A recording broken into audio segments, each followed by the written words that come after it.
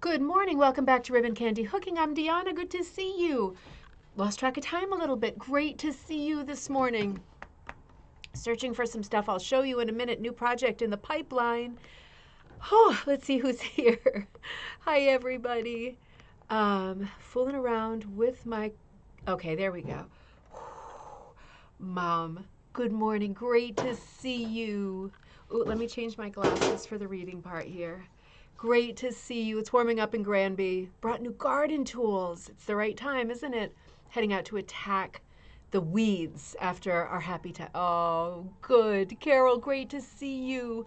It is nice to be live together, isn't it? From cloudy Wisconsin, Kirsten from warm and sunny Vermont. It is warm and sunny here too. We're getting a really pretty day.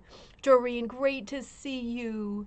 Beautiful, beautiful day in upstate New York. Oh, I'm so glad. Cindy, great to see you in sunny Colorado. Tara, happy coffee time in Oakville. Good to see you. Oakville, Canada. Right. That's not California. You're not traveling or something like that, right? You're at home. Linda, good to see you in New Jersey. And Chrissy, happy coffee time. I feel like my glasses are all wrong today. Crystal, good to see you in Nova Scotia. Pressing the red button on the coffee maker. There you go. There you go. Well, let me change again. Those are too close. My eyes is going crazy. Good to see you, everybody. Welcome back. Busy days here. I'll tell you, I've been working on, let me get a little bit set up. I've been working on the new Design Like class, and I hope to have that out for you yesterday for sure, and I didn't, but it is ready now, and I've even done the banner for it. So the new design class, hello April, is going to be designed like Matisse, designed like Chagall. We already did Matisse. And I'm really looking forward to it. I've been looking at his work, and I think I'm going to try to head over to the library today or tomorrow to look at books, because sometimes those older books are exceptionally helpful because they're in black and white, and it forces you to kind of think outside the lines. You don't get all the same color cues that you get with a modern book. So I'm going to have a look at those, and I ordered a bunch of books to get going. And yesterday I was putting together a composition that I could work on. It really helps me to do an example of what we're talking about. This is driving me crazy that it's like asymmetrical. There we go. It helps me to do what we're talking about to start hooking it while, I'm sort of synthesizing the class in my head. So I did a design that incorporated some of the things that I like about Matisse that I'm just starting now to get me in that mood and that mindset for the class. Because he was there were so many different phases of Chagall's life and interests, and circus was certainly a huge one. Church windows, another huge one. Religious motifs, huge. But then there are all of those beautiful sort of marriage couples series. And then there are some that are just wacky, people riding on animals, chickens, goats, this kind of thing. And those probably have the most sort of obvious crossover to rug hooking because they have those folky kind of barnyard animals. So the one animal that I don't see in Matisse, he's got horses, he's got giraffes, lots of chickens. What's another one he has a lot of? Well, ducks and geese, birds. So he doesn't have sheep. I haven't found a sheep yet. So I figured for us with, being in a wool craft, having a sheep is a nice thing to do. So I was working on this one. Another element before I show you this, because if you're not familiar with Chagall, and I'm sure that you are, he does a lot with sort of not disembodied body parts, but body parts with incorrect placement. Let's say it like that. So not a cubist breakdown, although he was a cubist at the beginning, like sort of experimenting of his career. Not a cubist kind of a breakdown, but actually in the wrong place, right? So this is something he does often. This is something that Picasso loved to do, shift shoulders or something, very unnatural body stance and posture. So I did this one yesterday. Okay, great. That incorporated a few of the things that I liked from, Papa's going to go have a little walk, from his paintings, except I put the sheep in. I've got kind of a woman in costume. He doesn't do this a lot, but I don't know, I was feeling a Tudor costume here, this sort of Anne Boleyn headdress, right? Hair in the wind. Hair is often wild and in the wind. And the legs and body kind of at a weird position. So she's got her arm down around the neck of the animal, which she does a lot, kind of hugging an animal, like a human hugging an animal, and her legs in a weird position up in the sky. And underneath, he often does a lot with a little village in the distance, like a little French type village in the distance. And in the sky, he often breaks down the sky in a more cubist manner, right, with a more cubist approach, but not exactly. He sometimes sort of fragments the sky with a little bit of cubism on one side, and then waves or kind of ruffles on the other side. So very, very whimsical, kind of fly by the seat of the pants approach, but this is the thing that we're going to be talking about in the Design Like Chagall class, and I will announce the dates. I haven't had time to look at my calendar. Something that is ever present with Chagall is the moon. And sometimes two moons, which I really like. There's a song called Two Moons that I really like. I forget who wrote it, but it's Maury Yeston wrote it, the guy who wrote Titanic and Nine, musical theater writer. So I've got it on my backing here, and I have another horse. You see the other horse on the side with kind of a little mask on, kind of breaking it down, and I'm going to see how it goes. I started hooking with this blue, because there has to be blue with Chagall, but it can't be a normal blue. I'm going to do something with that really primary bright blue, but I've got a lot of other wacky colors out, and I feel that what I was doing when I was late was rootling through my colors. So this is the kind of blue that I've got now. It's something that I over-dyed and not exactly blue, but you can see how that would be great for something Matisse. It's a bit patchy. Sun's blasting through. And then I've got like some teals and things. I cut off clothing. This kind of thing, right, could work. I'll have to see how it goes. I don't want to get too busy. I pulled some of my necktie dyeing, right? Like this is some print I did from using the necktie process that we talk about a lot. We'll talk about again. So kind of one of a kind thing that I wouldn't really kit because I couldn't do more of it. And then one of my little drip things that I did live in one of our dyeing classes. I thought, let me see how many I can put in, but I don't plan to, in terms of technique, I don't plan to outline this piece, although I might outline parts of it. So we'll see how it goes. I'm kind of excited about it, and I'm even thinking about some other designs that I would like to do that are Chagall related, that are more religious. So for now, this one has more of that outdoor circus, like town to town traveling feel with the moonlight and the little French village underneath. So see how it goes. But that will all be out a little bit later today. Ellen, great to see you. Great to see you. Cat's Gallery, great to see you in sunny Southern California. It never rains in California, right? I just heard that song. That's what made me think of that. So where we left off the other day, by the way, I keep forgetting, if you are local and you want to learn Amish toothbrush, I am going to be in person at Madison Wool in Madison, Connecticut on this coming Sunday to teach Amish toothbrush. So I am in the process of dyeing literally 50 yards of cotton to rip up and start working into a rug. So that'll be nice. I have to dye it myself because it has to be like a certain color palette or I'm just not happy with the way the class looks and it sets me off on the wrong foot. So I will be there in person doing that. And there's a very good chance I'll be doing another class on Cape Cod this summer, Amish toothbrush. And then I'll go back to doing some more rug hooking classes and some traditional classes in person and on Zoom. So be looking for those too. Now, where we left off on Monday, we were looking at one more thing. Don't forget bingo was Friday night, remember? Because I canceled it last week, I got that horrible bout of food poisoning. I'm still like feeling really skittish from that. Like really, food and everything is kind of like, great diet. But we are replacing last Friday with this Friday, right? So this coming Friday is our fine art bingo night. Tune in, grab your cards. It'll be a lot of fun. It'll be a beautiful night of bingo. Where we left off on Monday, we were looking at rugs that are currently for sale on eBay in this case, right? We'll look at some other rugs maybe next week.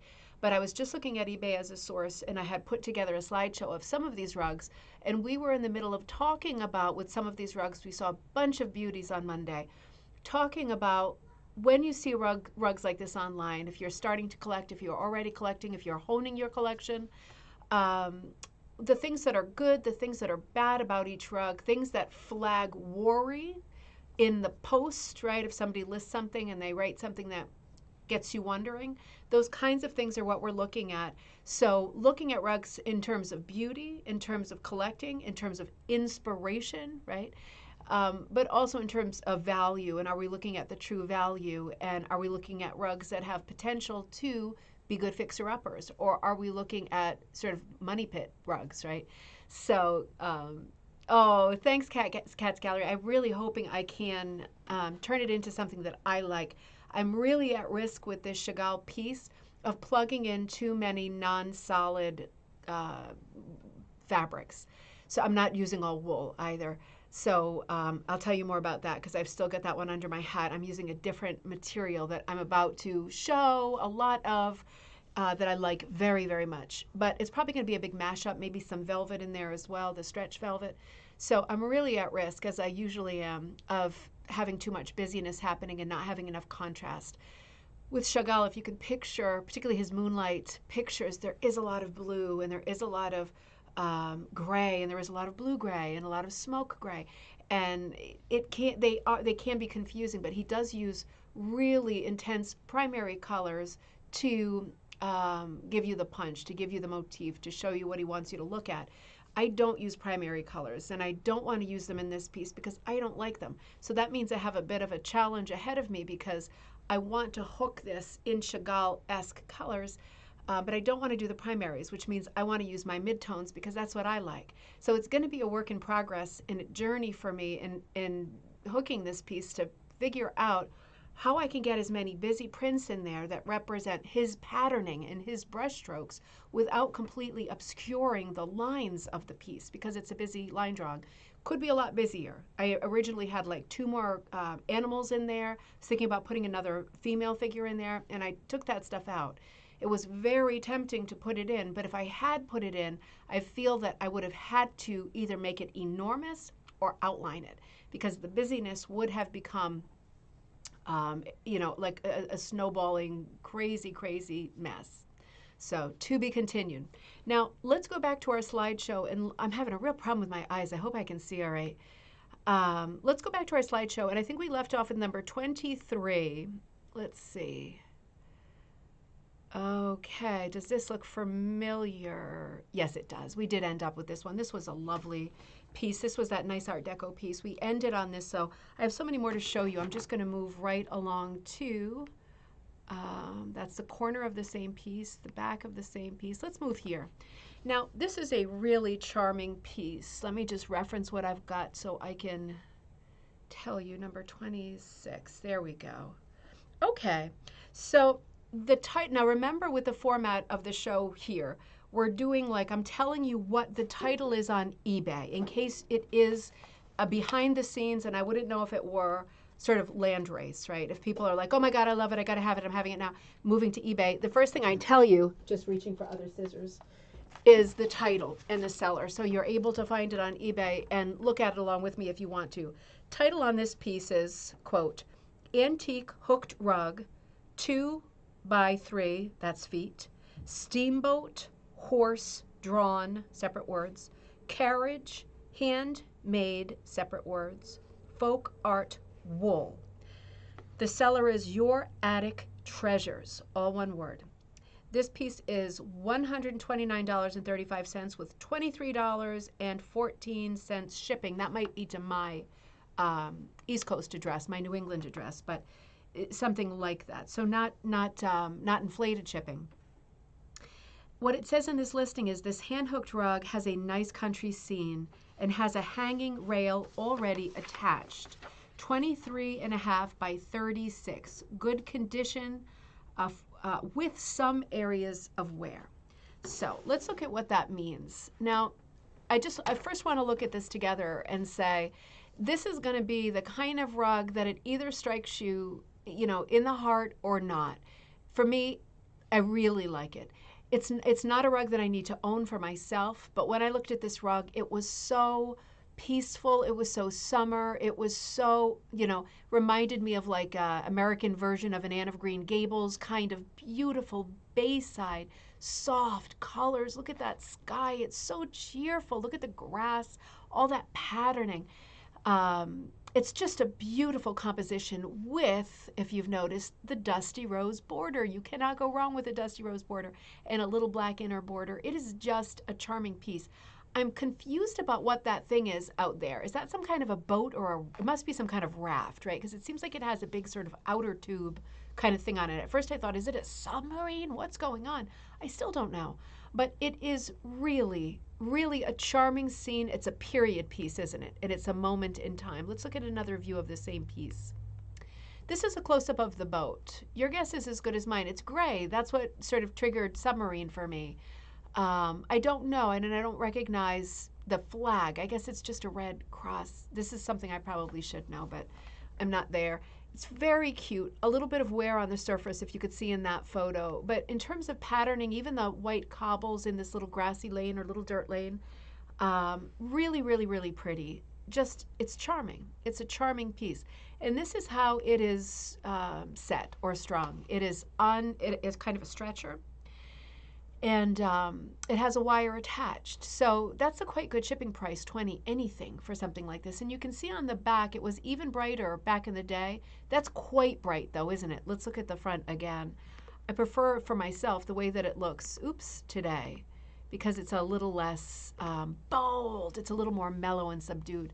There is a little bit of wear around the horse's head, as you can see. You can see that from a distance, but that's something you could, with your skills, pull through, clip, something like that, manicure a little bit.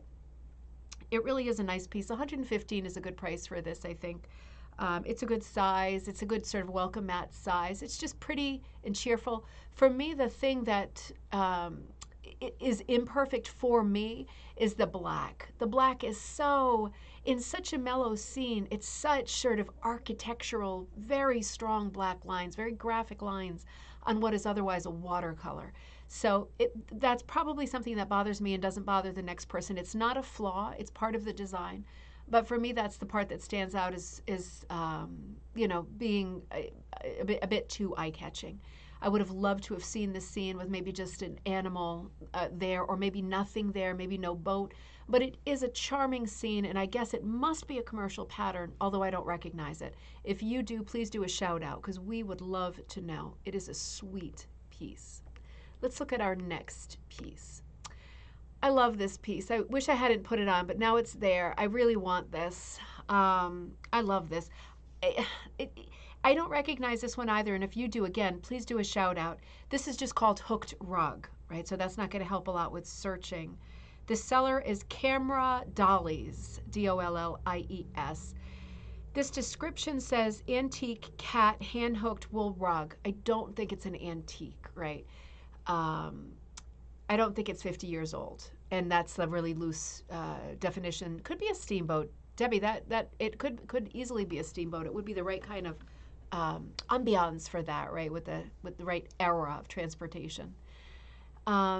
This I think is 1980s, and maybe it's 1990s, but I don't think it's an antique. I'm happy with vintage, but not antique. It's $225, and it's $21.50 to ship. It's located in Knoxville, Tennessee.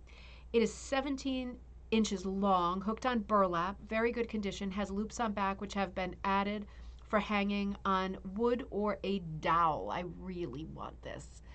I don't know, there's just something cute about this, isn't it? I mean, it has this graphic quality that isn't, it's not like anything else. It's not a Happy Diffranza. I know, right, Kirsten? Now I feel sick. I extra want it. Stop. I'm stopping. I just love the graphic quality. There's something so round. It reminds me of hey, Courtney! It reminds me of the sort of, oh my gosh, Debbie, did it say in the description? You can tell it does, steamboat horse. You're so right. Debbie, thank you. I am not working on a ton of sleep again, and I'm not feeling super up, if you know what I mean. So thank you. Drag me through. I appreciate it. Courtney, I'm so happy to see you. This reminds me of, like, remember the animation in those shows like The Electric Company and all of those songs, Conjunction Junction, and all those Tom Lehrer songs like LY. You know that just school of animation and illustration. It's very much like this, and I think that's what draws me to it. It's very sort of nostalgic for me. It's so simple. But really, really a beautiful piece. It is on the high side for something that you can't examine in person. You can see the hooking is very, very fine, very regular, very very even, very traditional. Lisa, good to see you. It's great. It's a great period piece. The back is beautiful too. I love it. I just love it. It's funny, right? It's got a sense of humor. Let me see if I have one more. Nope, not yet. So let's come back to it. I think I said everything I need to say about that one, actually, so maybe we will push on. Adorable. So I am showing you some that are new, showing you some that are old, but I like to point out where I think there's a discrepancy in the title, because as we said on Monday, the people who are listing these are not always antique dealers, and 99.99% chance that they are not hooked rug people. So, the amount of hooked rugs that are kicking around and the amount of people who are knowledgeable, truly knowledgeable about hooked rugs is not enough to make it anything but 99%, just shot in the dark. So we have to be careful when we're looking at these and considering buying them, that they are true to their word, because eBay will not require, let me just say this as a person who used to sell a lot on eBay, different classes. eBay is not, they are not required to, nor will they become involved and invested in claims where you say the thing isn't exactly as described. Sometimes it works out, sometimes it doesn't. I've been on both sides of the fence.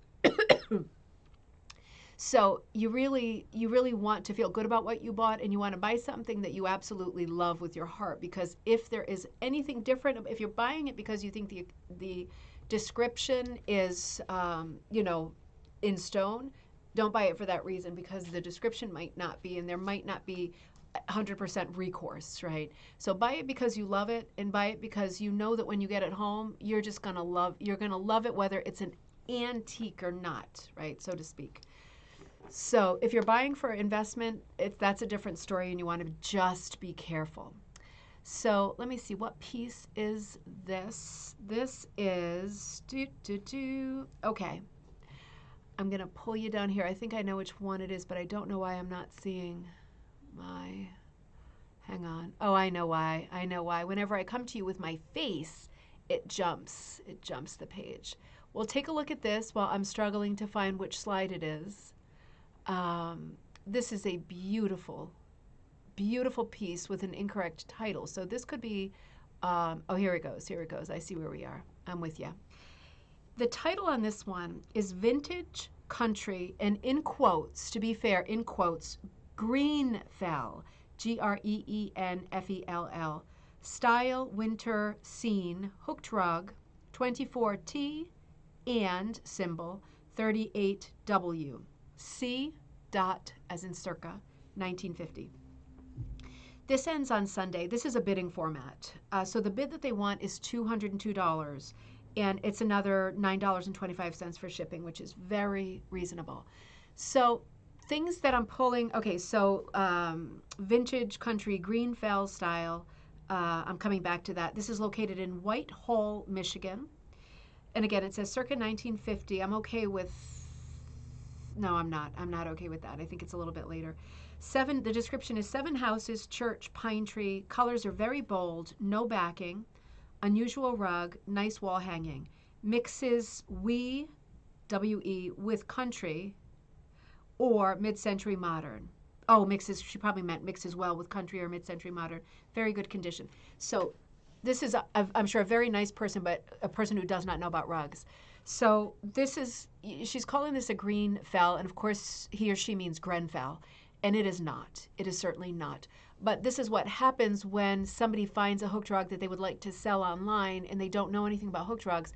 They pull some up and they see the ones that are the most valuable are the Grenfell. So they want to write the word Grenfell, but this is not a Grenfell rug. So, and I don't think that this is a 1950 rug. I think that this is a late 60s, 1970s rug, and it could even be a 1980s rug.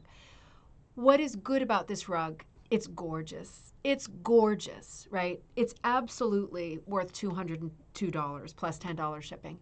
It's just beautiful. This reminds me of Maud Lewis. It's a very simple rug. I do not think that this is a commercial pattern. I think it's an original. It's a work of art. It's whimsical. It's light. It's cheerful. It's pretty, and it's sweet. It's also well done. And it's so folky. If you can imagine this on a wall, if you have any like old bird houses or doll houses, how pretty it would look with those.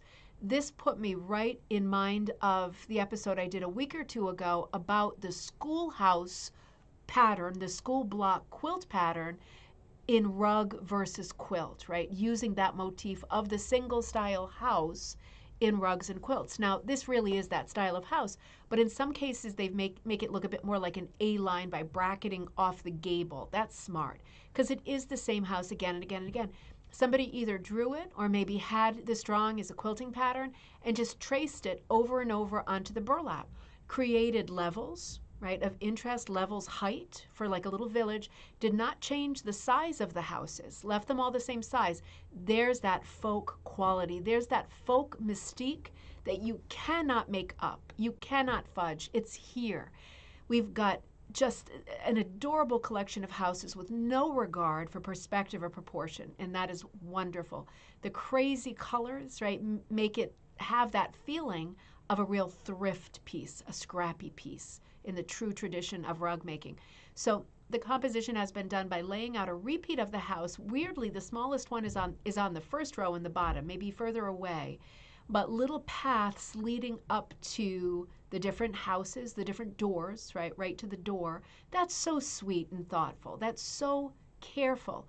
A little tree over on the left, looks like a little water maybe running through, or maybe that's some green, teal kind of green. Water in the background. It really has that Maud Lewis feel to it. It also has the Maud Lewis palette. There is a lot going on here with patterned wool. So let's look closer at some of these houses. You can see it is a textured border border. That gray border is some kind of a plaid or a herringbone or something.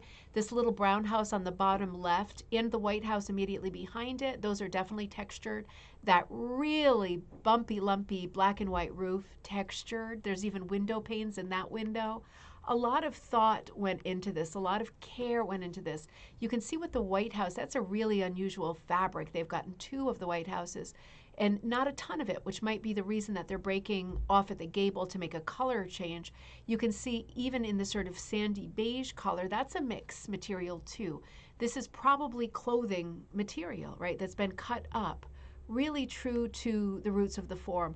Here's the back of the rug looking exactly how you would expect it and how you would want it to look, showing that the color change from front to back is hardly anything. That's another good selling feature. It doesn't look like there are any dramatic, let me make sure I don't have one more. Nope, that's the next one. Any really dramatic problems. This is a beautiful rug. 200 is not nothing, but for 200, an original piece of folk art, I mean, this really is an excellent rug.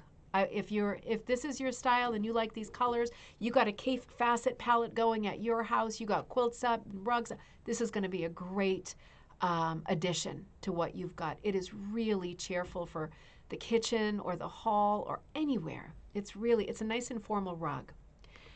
Now, this one is no longer available because I'm a pig. So the description of it said, antique, vintage, primitive, geometric hooked rug wall hanging, $115. I put a ridiculously low bid of $75 on it, and the guy took it. So I'll tell you why I bought this rug. I'll show you why I bought this rug.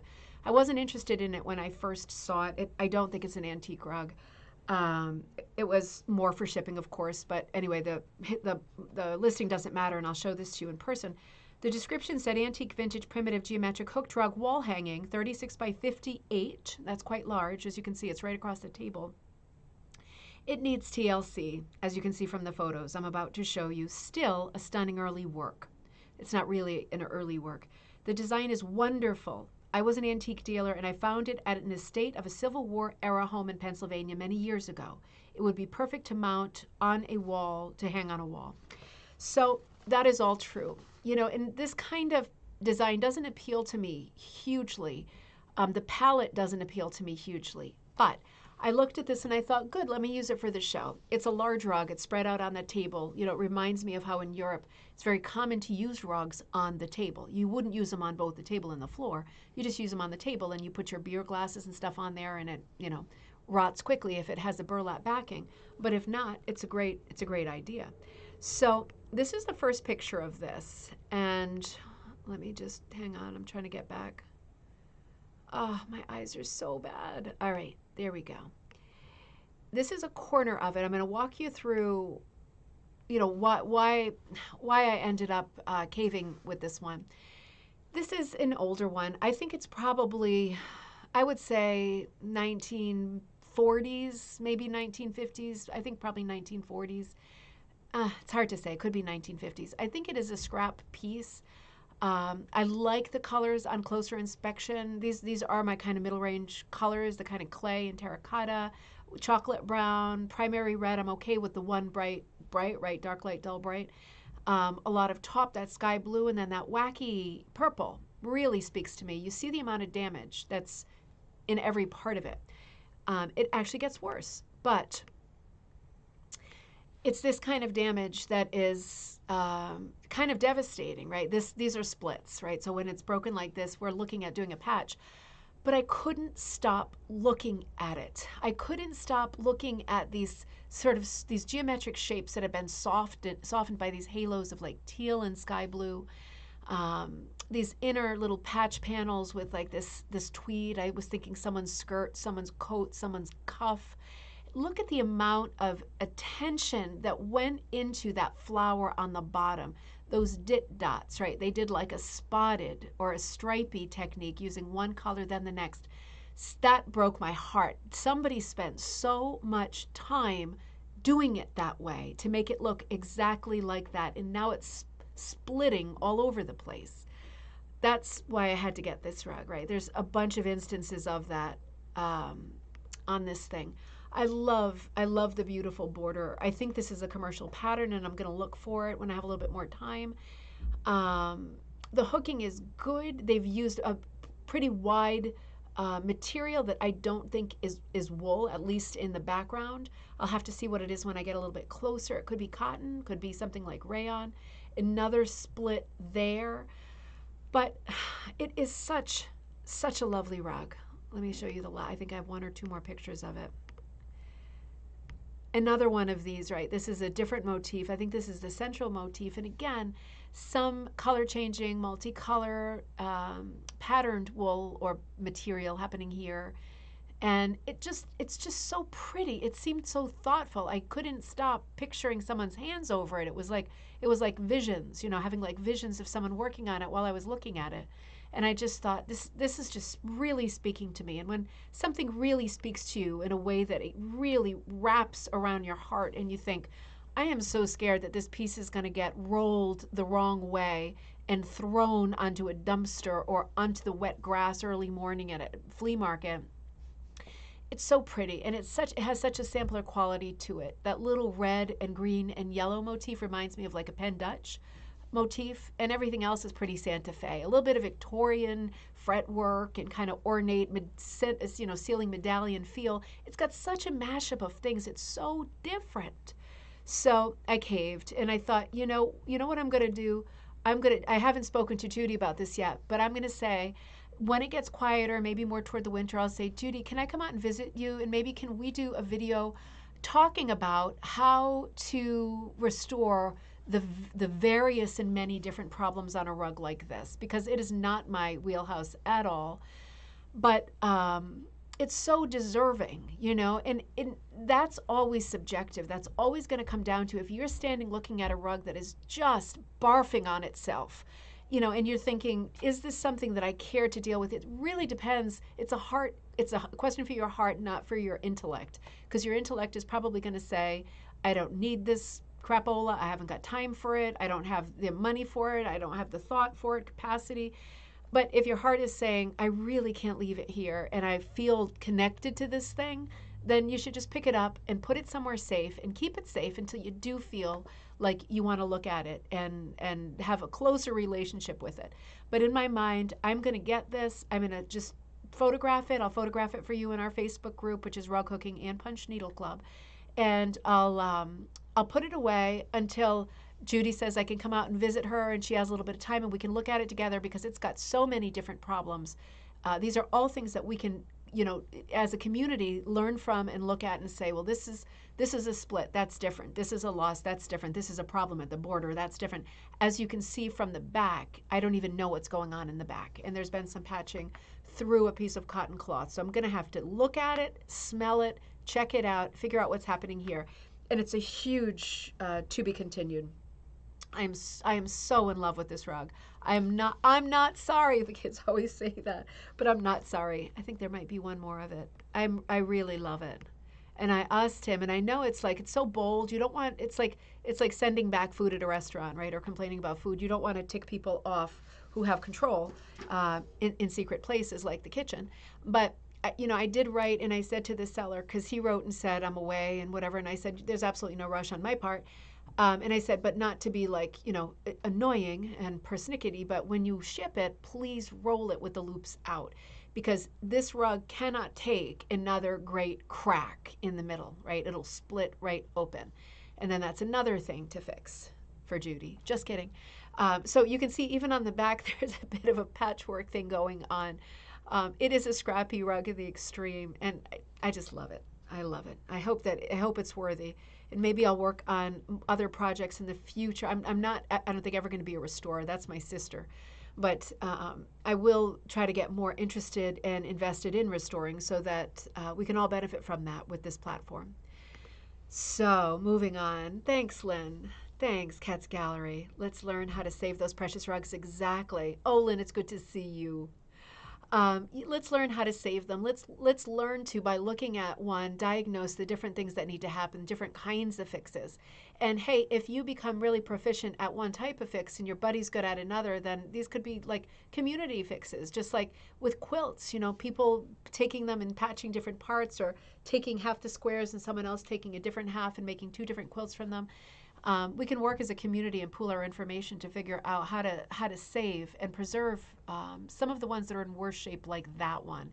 That had such a big sort of mystery element to it. I didn't want to let it go and then be looking for it on eBay a month later when I was thinking about it, and find that it was no longer listed and possibly just gone with the wind, gone. So, to be continued. Now, this is a much more straightforward rug. This is still available as far as I know. The title is Antique Cooked Rug, Pansies, Folk Art 39 Cross 26. This rug is an excellent value. The seller is JUWHA_42. And this is located in Deep River, Connecticut. Jay, are you out there? No, he's still walking. Deep River, Connecticut is one of our favorite towns. It is just such a beautiful town, running right along, you can probably guess, a very deep river. So this one's local to me. This is that's $66 essentially, plus $18.95 for expedited shipping. I think that's a good value for this rug. This really is a pretty rug. This is certainly a commercial design. I mean, I believe this is commercial design. I can't identify it off the top of my head, but I think what this person did, who hooked it, was created this beautiful, simple little outline border and a window pane pattern in the background. I don't think that either of those things are part of this design. I think she probably got a straight line and no background. And I just love the asymmetry between the flowers, the coloring of the flowers from one corner to the other corner. I love the florid, fluid symmetry of this rug and the sort of juxtaposition of this very light grid, almost like imaginary, right? This beautiful, soft grid in the background gives it such structure because the flowers are not perfectly articulated. They are very folky. This is very graphic. This is not an expertly done rug. In my mind, even better. I love it even more. It has these big, you know, unnatural block fills of color, like when you're doing something on the computer and you do bucket fill. It's kind of bucket fill approach to rug hooking. It is so charming. There are some textured wools in here, some patterned wools. It is such a great effort. It's obviously done by somebody who loved hooking, wanted to hook, didn't have a lot of any one material, was scrapping it out as they went, but it is beautifully done. In terms of color placement, this is not the Pearl McGowan certified school of color shading, is it? But it is so charming. The hooking itself is quite pretty. It's good. It's fine. It's not super even. It's much more natural. I prefer this style, as you know. It's much more graphic. There's a lot going on here. It's a person who, being untrained, is going from flower to flower and saying, uh-oh, I put a red flower next to another red flower. Better outline it in black. That should help. Uh-oh, I did a flower in light blue. It looks too much like the white background when I step away. Better outline it. You know, making decisions as they go. This is the kind of rug that it is very pretty, that I like the best.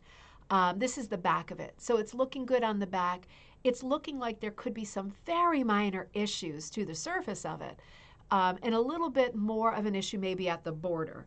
I don't think these issues are deal breakers by any means. This was the time of rug hooking. This is a close-up of the back, and you can see that it's on burlap. This was the time of rug hooking when the border would be, let me show you, I have a couple more even, folded over and hooked through, so hooking through 2 layers. So for that reason, the edges were hugely vulnerable, and for that reason, the edges got scuffed and started to unravel. That is something that you can fix. Judy Taylor's books will tell you exactly how you can fix that. You can fix it by adding, you can fix it by rehooking, you can fix it by whipping. There's lots of things that you can do to fix it, but the point is you can fix it, and it's not a big deal. There's not a giant lobotomy hole in the center of this rug, right? It's not split. It's good. It's in good shape. It's a nice old thrifty little devil. It's really a beautiful rug. Let me see, do I have even more? Even more. Wait a minute, I think I do. Oops, wait a minute. Yep, I got the other one open underneath. Come on, don't be sloppy. There we go. So you can see front to back. Looking good. Oh, this is what I wanted to show you that was different about this rug. And surprising because it's unraveling a little at the top. Somebody crocheted the edge. Do you see that? So they finished stitching around the edge, and then right on the edge of the edge, they did this little crochet. And I'm not going to say that they were maybe a better crocheter than a hooker, because this could be a first piecer. They could just have hooked sort of higgledy-piggledy and liked it this way, and more power to them, because this is my favorite way. I don't like it when things are super even. As OCD as I can be, I like my art to be a mess, right? This is not a mess. This is lovely. But close up, you can see that beautiful little crocheted border, very dainty, very thoughtful, and the color changes in the background, even white to white. Real different. I think I have one more close-up picture of, I do. Isn't that pretty? I mean, that really is pretty. So something to think about. For $65 plus under $20 to ship, this is a little gem. And I mean, let me just bring you back to the very first photo of it. What would that be? Number 45. Let me just shoot back here. In terms of, when you buy something like this, you want to be thinking, where am I going to put it? This is so cheerful. You could put this anywhere. I mean, truly. And now I'm looking at the border. I'm thinking that bottom, that's something to do with the yarn. That would be much easier to fix than a hooking problem. The top left, there could be a hooking problem. It's hard to say. It might be that the live photos say more and show more. But what a nice, bright kind of, how big cottage chic is right now. And for everybody that has a beach house or a second house and you like things to be nice and bright, that's the perfect kind of a rug. Wait a minute. I'm looking for our next victim. Talk about a beauty. And this is a very different style, isn't it? The title of this rug is Antique Floral Medallion Greek Key Border Fine Hand-Hooked Wool Rug, 46 by 63. Get ready for this. I mean, this can't be. It is. This can't be. Okay, so this rug is $59.99, and it is $27.65 to ship. Unless I have that wrong, unless this is a bidding rug, I don't know if this is a buy it now or bidding. I didn't put that it was a bidding rug. The seller is OGOP. This is unbelievable. I mean, this is an amazing rug. Antique floral medallion, Greek key, blah, blah, blah. Colors, varying shades of brown with a central floral medallion of many colors, lilacs, roses, pinks, blues, black, yellow, scarlet flower centers, greens and leaves. Condition.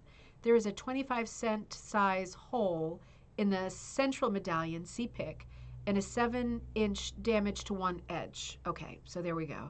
The rug size, subtle coloring, and artistic execution make it very worthy of the needed repairs.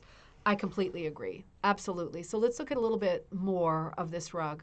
I'm 99% sure this is Promogown design, not just because of the Greek key, but I think I recognize this. I have not had time to go through catalogs and stuff, but I'm pretty sure it's a Promogown. My second guess would be Mrs. Harry David, but I'm pretty sure it's a McGowan rug. Let's look at it a little bit closer up, different views of it. Absolute best example I've ever seen outside the Hutchinson couple of a marble cake background behind that medallion. Really brings in all of the other browns. This is such a neutral rug. It's not boring, right? That's my problem with many rugs from this era that are the McGowan type rug. it's not that it's boring, it's just so much of the same thing. It's like Hotel California. I don't need to hear it anymore. I'm good. It's that way with rugs, or it can be, whereas the execution of this rug, as the seller is saying, is exquisite. It's extraordinary. It's so soft and it's so beautiful. It's definitely worthy of repairs, without a doubt. I'm still not seeing the hole. It might be in this picture. My eyes are just not good. Beautiful soft colors, very vivid colors. My favorite thing about this rug is the handling of that marble cake. It brings it back to the sort of rug hooking thriftiness of the days of yore. You can see some damage on the edge here, but it doesn't distract from the rug itself. It could be that indeed there was a problem with having enough top. It's a large rug. So mixing different colors of kind of browny tops was a brilliant thing to do. Oops, that's all I had for that rug. So I'm not seeing in those images the other damage. It would definitely be worth checking it out if this is your style of rug and you're falling in love, right? So I'm going to move on to this rug where the pendulum just keeps swinging. This is a little bit of an earlier rug. Sally, oh, good to see you. This is more of an Art Deco era, so I would put this at 1930s, 1940s. This is called American Floral Hand-Hooked Rug circa 1900. You know, it's worth saying that even though I think that this rug is a 30s, 40s rug, I think it's probably, if I were to put a year on it, I would say like 1939. It's right on the edge. In terms of style, if this is a new pattern when it was hooked, and I believe that it is, and in terms of color, right? So I would say right Depression years, when you look at the amount of scrapping out that's going on here in the background, even with a simple color like gray, not enough gray or white to do the background. So, you know, and the amount of color changing in these scroll borders, but being so careful and thoughtful about trying to even it out and keep it, I love that crisscross too. Try to keep some kind of a pattern going, knowing that you're going to need to make color changes. It's really sweet and it's smart and it's a moment in time. You know, it is worth saying that these patterns, I think this is a Garrett Bellunose pattern. That would be my guess. My second guess would be Riddermere. I think that we always consider rugs when we see a design like this to be of this period. And they often are not, because the patterns are often still available, or you get a vintage pattern and you make it. This one is an older rug for sure. So I'm not sure I said this, but the title is American Floral Hand-Hooked Rug C. for circa 1900. And this rug is $175. Shipping is $29, expedited shipping. You can always ask for not expedited shipping, right? You can always say, can you ship it standard or flat rate or something like that and bring it down a little bit. The seller on this one is Phinney Farm, and that's a Phinney, farm, one word.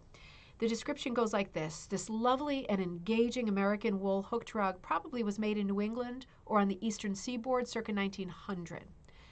Not impossible. I do think it's a little bit later, but it's not impossible that he's right and it's a bit earlier. Stylistically, it's pure Art Nouveau, but with something of a rustic touch. Okay. It has a black frame background with a gray central background. Okay, yeah, sorry, the text is so hard to write, right, when you're writing these things too. The floral motifs and arabesques are in a cinnamon brown, cream color, lilac, celadon, and rose red. What a palette. Cinnamon, cream, lilac, celadon, rose red. Wow. 30.5 by 51. Except in the edges or the ends, the rug is in good shape. A cat of ours from times gone by couldn't resist the ends of the rug and managed to pull out some strands before I could put the rug safely into storage. I see 8 to 10 places in the black ends where the fabric has been pulled out along with some repairs already done in those areas. I think someone with a darning needle could put these areas right fairly quickly. Yeah, probably not with a darning needle, but yeah, I mean, certainly the edges. We're only talking about the edges here. Judith Jones, the antiques are so obvious. Absolutely. Absolutely. And thank goodness that they are in a world of bootlegs, right? In a world of bootlegs. Thank goodness that it is really clear when we're looking at an older rug. And we're becoming more and more knowledgeable every day looking at these images together. So it's just gorgeous. I mean, it really is just beautiful. I think this is definitely on the pricey side. What did I say for this one? What was it? $175 plus 30. You know, I think that's still a really fair price for this. It's an older rug. I do think that's a fair price. If it was like $375, I would say, well, let me think about it, look at it closer. But I think $175 is a very fair price for this. I'm starting to think it's a bargain the more I look at it. It really is beautiful. The color palette is just exquisite. And the person who made it, even with the thrifting problems of trying to make it work and make do, did a really noble job with getting the color placement pretty evenly balanced. Not perfectly balanced, and that adds a layer of interest, right? But it really does represent a moment in time, and it is charming, but it's also very artistic. It's an excellent rug. I really like this one. Let's see what we got. Oh, I had more photos of it. So this is the reverse of it. Yeah, that all looks good. This actually looks quite good. Cats clawing at the rugs is your worst fear. Yeah, me too. I caught Pitter Pat upstairs in Joss's room. I have a Claire Murray rug. It's the one with the mermaids, right, that Joan Moshimer did. And, it's not like it's priceless, is it? I mean, Claire Murray is my idol. And, God, I have to write to her because I'm supposed to be visiting her when I'm out on the Cape at the end of the month to record our show. But, I love her and I love her rugs. But I do not want the cat to destroy it. And it was a sample. So, I rolled up the rug and put it away for now because once the cat starts going to town on something, it's like I can't be there 24 hours a day, and I can't keep the door shut in case the cat figures out a way to get in with a little latch key, little skeleton key, and starts tearing it up. Then I got a real problem with love for the cat, so or lack of. So yeah, that is a very real possibility. I like how the seller was very honest about that damage, and I like how the seller was very honest about saying the cat also managed to remove some of the older patching that had been done. So it does tell you that the rug has been cared for enough that it had an early repair, and now it needs another repair. And at its age, I'm not surprised. I need a lot of repairs myself. Linda says, oh, thank you, Linda. We're all getting more knowledgeable, and people keep putting things into the thread as we talk that are really helpful to further the conversation. Lynn says to keep cats or dogs off your rugs, spray them with a mixture of cayenne pepper and water. Okay, that would make me so nervous, the water part, but it is a great tip. I just don't trust any animals at this point anymore. The kids are finally of an age where I can sort of trust them, and the animals are just like, it's like the inmates are running the asylum in my house. I'm seeing in this photo, do you see the amount of indigo that is mixed in with the black? Isn't that something? That is just exquisite. This is an exquisite rug. It really is. For those of you who like Art Nouveau, Art Deco, this is an exquisite rug. I would love to know the pattern on this. If anyone finds out, please post. I have the images on my, maybe I'll just post in the Facebook group. Anybody recognize these? Because I really don't have the time right now to go through the pattern catalogs, and it would be fun to identify them. We're seeing more of the damage here. We're seeing the color variation on the back a lot more clearly than on the front. It is just a beautiful rug. And okay, so here's some of the damage that she was talking about. There is a little hole above the border too, in fact, but that is something that would be easy to patch. Truly, it is easy to patch. You're just adding on a little bit, and you can do that. I know that you can do that, and Judy can help you walk through that without a doubt. So I added 2 rugs this morning, and I just want to look at these 2 because they were worth finishing off our conversation with 2, I think, important examples. This is a rug that is currently on eBay, and it is called, this rug, just so you know, is 6 inches by 8 inches. The title is Grenfell Industries Handmade Hooked Rug Mat Labrador, Canada, Ship C. So this is a Grenfell rug. Now we talk about Grenfell a lot, and we always will. There is some color problem here in that, at least for me, it's very hard to distinguish the color of the boat from the water at this point because of fading. There is some color change to the background, which is actually good for me because it shows ran out of some pantyhose, started hooking with the next set. The color of the white sails against that kind of more sort of cloudy background, really well done. Really smart, really crisp. The style of the waves, two little calm water sort of ripples, and then the waves getting a little bit more wild to the right. Nice variety. beautiful composition, truly a Grenfell rug. Hence the price, $350 plus $8.45 to ship. The seller is in Ashland, New Hampshire, not Canada. So that's why the shipping is that price. The seller is The Spotted Dog Antiques. Now, what's good about this rug? It is truly a Grenfell rug. And that's good because when you buy a rug this size for this amount of money, you are not buying a picture of a boat, you are buying a piece of history, right? So this is more what it looked like on the back. Much darker water and much darker body on the boat. It is super even. It is absolutely beautiful. The border tucked down is perfect, right? This was Industries, right? This is the whole mission, the Grenfell mission at work. When you buy a rug like this, you are buying the history. You are not buying the picture for that kind of money. The history, the lore, the romance of this moment is what you're buying. So, and it is finite. It is limited. We cannot trust that everybody that's holding on to a Grenfell rug will care for it and honor it and keep it, for the next generations. So the ones that are there that you find, those are worth having. It depends on what the story of the Grenfell mission means to you and how much collecting rug hooking history means to you. I think it's probably, if it's Grenfell, it is typically not wool, it is typically silk stockings. These were called silk stocking mats, and they were done with leftover pantyhose from like the upper class in the U.S. Society ladies put out the word, they would gather them up and ship them up to Canada where they would dye them and hook with them. So their mats are typically, they're known for their silk stocking mats. Judith says, our elderly Shih Tzu has taken a liking to my latest angel rug. How ironic. There is some irony there, without a doubt. That is funny. So the reason I'm showing you this label is because you never want to spend $300 and anything on a rug that's a Grenfell rug that does not have the label on it. You really need, if it's an investment, which I assume it's a part heart, but a big part of a big investment, right?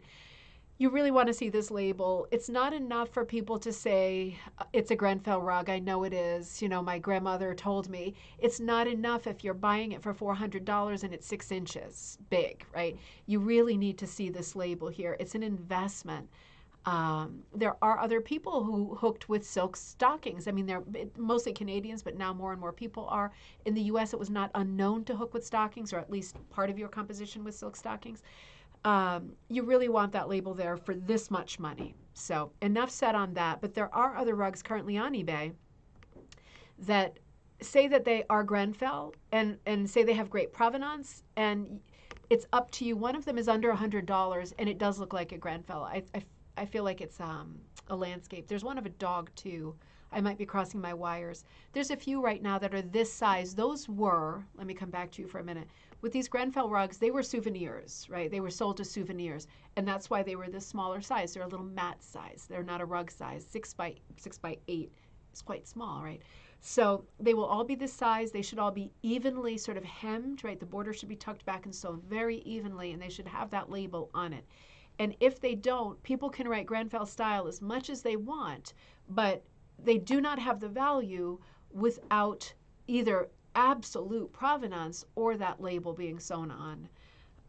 When you see that label on anything, and you see those labels often with things like coasters. I've seen them for other missions. I'll have to bring some in because I have some. They're not always pretty. I mean, they're typically like small mats or coasters like the Grenfell style, other missions as well. The main mission is the one that I've never found one. It's the one that's white with the red lettering. If you remember that episode we did on Coffee Time, that is the holy grail, right, to find an actual main mission rug. But Grenfell and some of the other missions where people were making coasters and things for the table that would be quite affordable, those have the labels stitched on. It's always worth, if we're talking a coaster, right, how much can one pay for a coaster without getting stomach cramps? For me, it's like you see a coaster, they want $25 for it. I just can't. I can't justify it. I'm not going to use it, and I can't really display it. Although you could get a nice little shadow box going and just leave it incomplete until you have a few coasters in there. I didn't think of that before when I passed on all the coasters I've seen. But anyway, you're collecting. is your call, obviously. But you do want to find those labels, and it is nice to find those labels because that's part of our history. Without those labels, it's just talk, right? So let's come back over here. This is the last one I'm going to show you today, and it really is a beauty, but don't get too crazy yet, right? This is the title, and again, don't get too crazy because there's going to be a little bit of heartache at the end of this, a little bit. 19th century antique country primitive folk art hooked rug in gold gilt frame. So this piece is obviously framed. This piece costs $750. The shipping is calculated when you put your address in. It ships freight. This piece is located in Springfield, Massachusetts, and the seller is Bay Colony Antiques. So let's look at what's going on here. I looked at this and I went, oh my God, look at this original, as the description says, hooked rug in a frame. It's obviously someone's home. What a special and unique piece of history. Let me bring you in a little bit closer. It looks like there's glass over the frame. So my first thought with that is, uh-oh, condensation, right? I don't really want to see glass over the frame. Same with paintings. You know, there's buildup of gases over time, and then there is the problem that it is going to be damp, compromised, moldy, something like that. So it's not my favorite thing to see something with a matte that's a textile and framed. That's just my opinion. I am a bit of a nervous Nelly because my sister works in restoration at Yale, and we talk about things that make us nervous a lot, and framed textiles is definitely one of them. So beautiful composition. I love that it's someone's home. I love the handling of the sky, of the houses. There's some symmetry, geometry. There's some nice fluid lines in there too. Uh-oh, this is what I mean. So I look at this and I go to myself, well, that's not hooked, that's sewn. So take a look at this, right? And this is, yeah, I know. This is, I mean, it doesn't mean that it's not a beautiful piece because it's sewn. It just means that it's sewn and it's not hooked. So you know what? It's another form of needlepoint. I still love it. I still love it. I don't know enough about needlepoint to say, is this not an Erica Wilson or an Elsa Williams? I mean, I don't know. It still looks like someone's home to me. Let's come back to the first picture. It seems to me that the corner, I'm going to show you again, is the bottom right-hand corner of the top of the house, right? The yellow part of the house. So this is a front view, and it's really showing us it is not hooked. And I thought, well, hey, maybe it's the back, right? It still would be sewn, but I thought maybe this is the backing. Nope, I think this is the front. Unless they're showing this through, you know what? They might be showing this through. I think they are, actually. I think he took a photo through the rip. Look at that. I think he took a photo through there, don't you? Because it's kind of like right in the middle. See what I mean? So nonetheless, that's not hooked, right? That's not hooked. That's still sewn, but it's a beautiful piece. There's absolutely nothing wrong with this piece. It's just that the seller thinks it's a hooked rug, and it's not. It's sewn. It's a beautiful piece of embroidery. It is absolutely gorgeous. Who wouldn't want? I mean, I still want this. Not for, what was it, $750 or something? Yeah, $750. It is still super, super beautiful. But, and look at the sky. It almost looks like there's a chicken in the sky, right? There are chickens in the sky. Maybe. It really is beautiful. And I do think it's probably someone's actual home. And what a lot of work and what a lot of love went into this. And I would love to have this. But for me, I'm personally more into collecting hooked rugs than I am different glasses, than I am needlepoints at this moment in time, right? Can't have everything, or can I? So, you know, it's a case of it's not hooked. I might send a note. I might not. I hate to be that person, right? It's not hooked. It's the seller would probably be like, please, I'm an antique stealer, but it's clearly sewn and not hooked.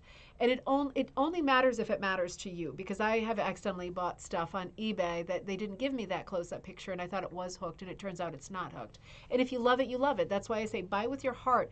But when you buy to invest and it's not exactly what it is in the description, that can be problematic for both the seller and the buyer. Crystal says, and that might be the back hanging. Yeah, I think it was that little wire hanging across there. I was like, what is that weird hair? It was that metal wire, I think.